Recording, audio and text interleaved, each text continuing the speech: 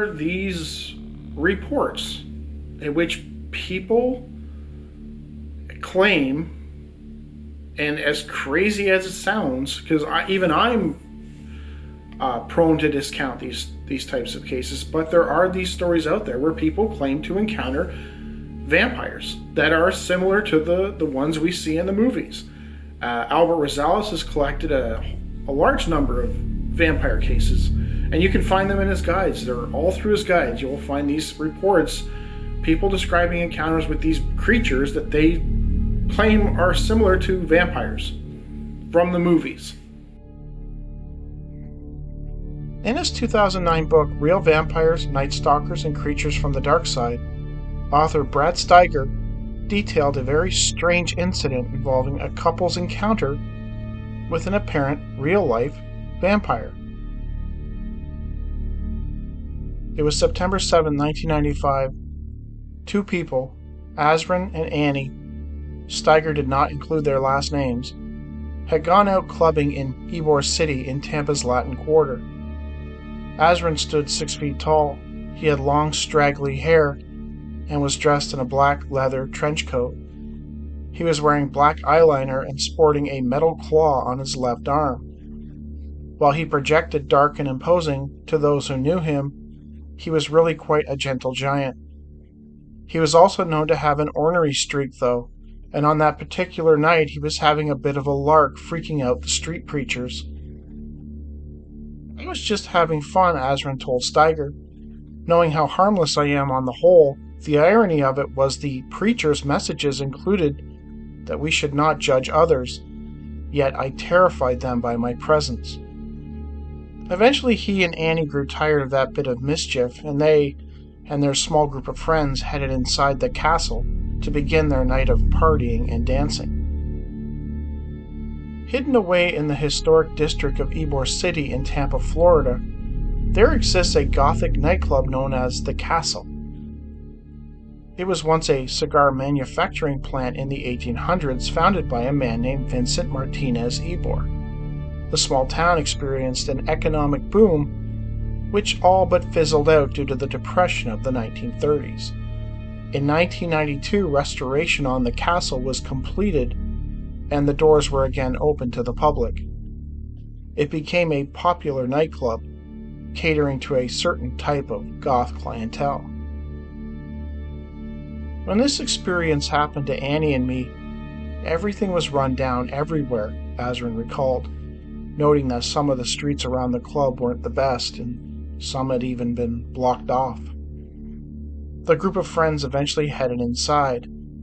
After being in there for only a few minutes, getting their drinks and getting situated, an eerie feeling came over Azrin. He began to sense that something was wrong, and he found himself scanning around the bar for anything that might be causing him to feel this way. That is when he spotted a man of medium build in amongst the crowd.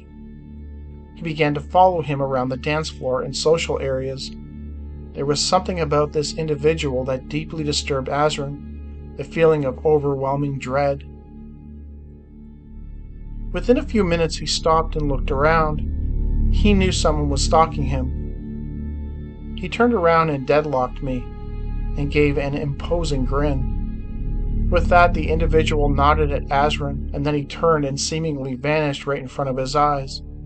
Azrin was so stunned that he took a step back. He began to look around the room. That is when he spotted him again, standing on the side of a huge screen that displayed videos projected from across the room.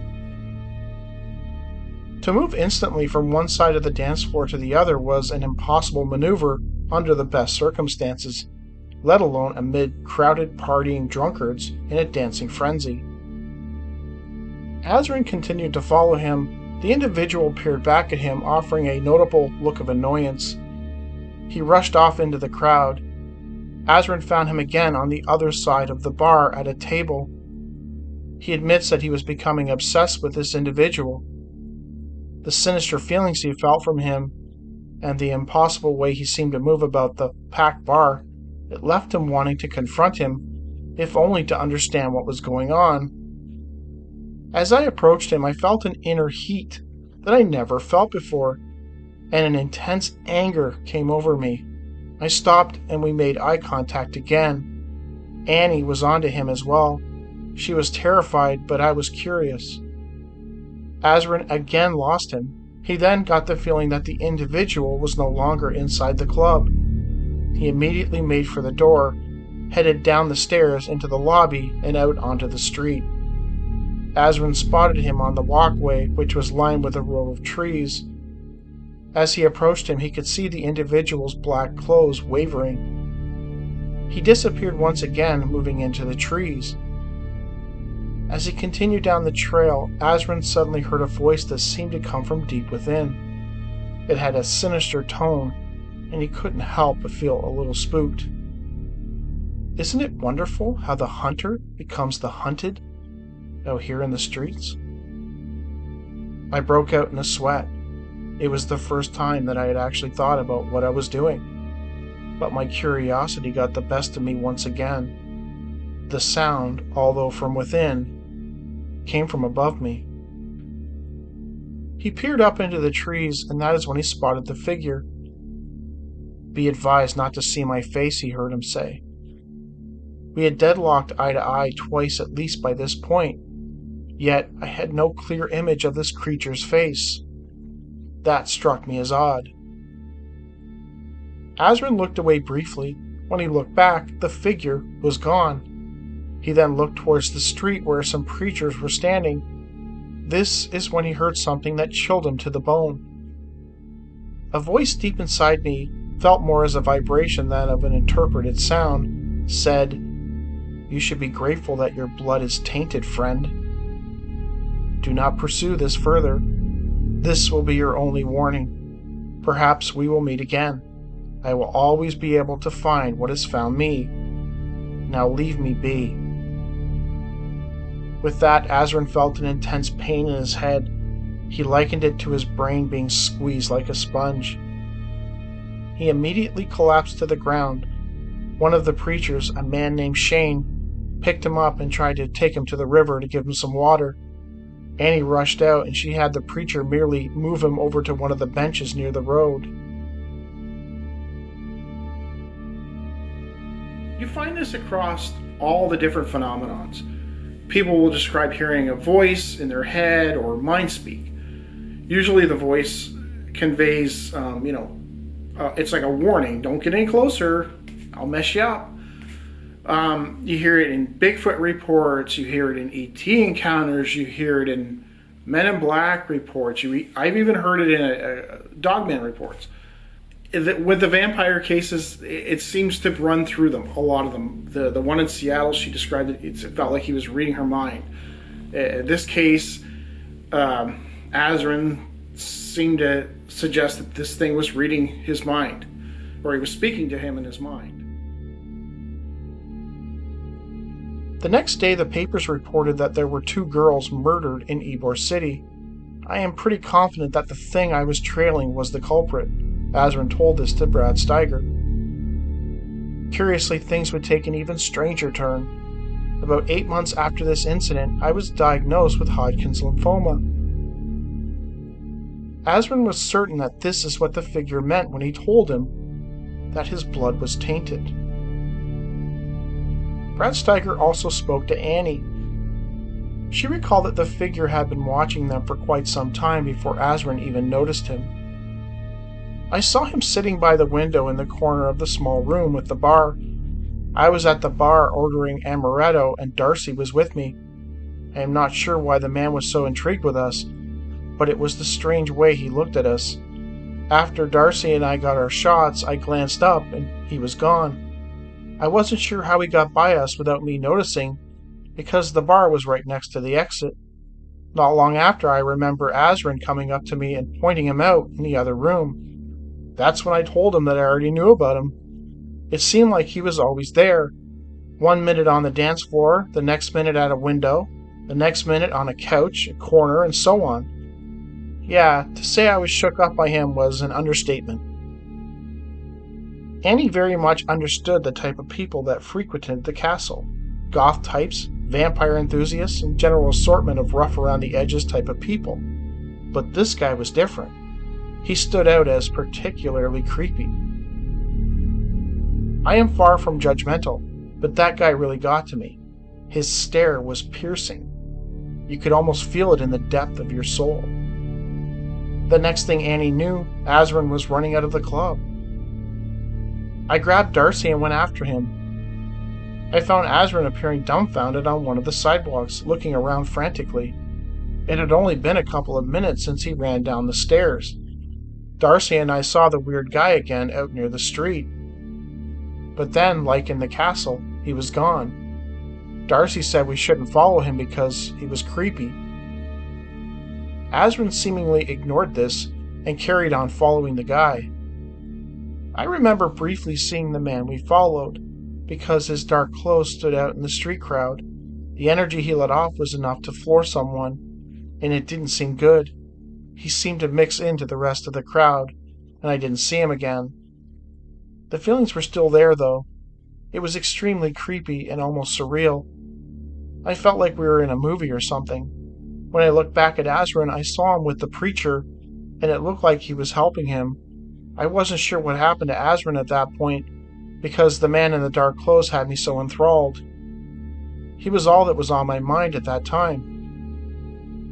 On the way home, she and Azrin had an interesting conversation about the night's events. Both were convinced that they had encountered a vampire.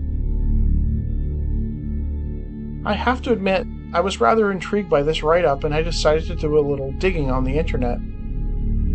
Every year, the castle in Ybor City plays host to the Endless Night Vampire Ball, which is basically a gathering of vampire enthusiasts. But that aside, there is a bit of a history involving this club being frequented by what many believe is a real vampire. Author Lynn Gibson, a fiction writer who occasionally dabbles in folklore and urban legends, wrote of this on her blog in 2013. She claims that the initial reports involving a real-life vampire lurking around the castle seemed to come after its reopening in 1992. The patrons and employees of the bar knew him only as Rex. According to Gibson, Rex is described as a handsome and alluring man, standing approximately 6.5 feet tall with shoulder-length black hair. He's usually dressed in black pants, high boots, and shirts made of silk. He insists on keeping a low profile, and no one has ever held a long conversation with him as he keeps to himself, and is known to disappear when attention is drawn to him. He's spotted several times per year, which, according to Gibson, baffles the club staff, as all patrons are required to present an ID upon entering. Not once has anyone recalled carding Rex at the door. And since all the other entrances are surrounded by an 11-foot fence, it's not likely he slipped in another way. Gibson also noted in her write-up that many female patrons have reported encounters with Rex. She even interviewed one of the bartenders who told her that one of his female friends, who found Rex to be attractive, decided to approach him one night. She found him to be quite charming, and after a brief chat, Rex took her hand and led her to the outdoor balcony, where they could speak in a more private setting. While he was a gentleman at first, he began to make advances after about 10 minutes, which she declined. That caused him to become frustrated.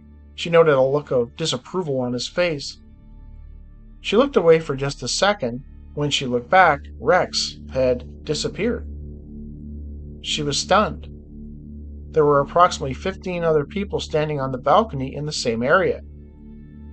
When she began to ask around to see where Rex had gone, no one standing near her had seen him at all. According to Gibson, Rex is still occasionally sighted lurking around the castle, even today.